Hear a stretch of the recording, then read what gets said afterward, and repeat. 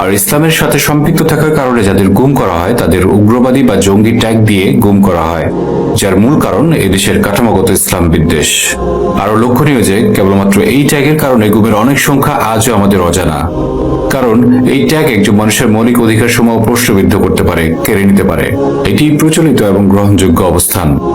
আলেম এবং দিনী ঘরানার গুমের সঠিক সংখ্যা নির্দিষ্টভাবে বলা কঠিন, কারণ এসব ঘটনা সাধারণত সরকারের পক্ষ থেকে স্বীকৃত নয় এবং কেউই এগুলোর প্রকৃত তথ্য, সংখ্যা, কারণ এবং ধরন নিয়ে সত্য নির্ভর কাজ করতে ইচ্ছুক নয় কিংবা সাহসী নয়। প্রাসঙ্গিক একটি উদাহরণ যা পুরো দেশ পরে জেনেছিল।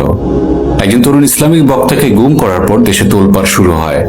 এরপর ওনাকে মিডিয়ার সামনে হাজির করা হয় এবং বলা হয় তিনি স্বেচ্ছায় আত্মগোপনে ছিলেন। সে সময় মিডিয়াগুলো নির্লজ্জভাবে এই খবর প্রচার করে সরকারের পক্ষে সাফাই গাইতে থাকে, অথচ আজ সবাই জানে তিনি গুম হয়েছিলেন।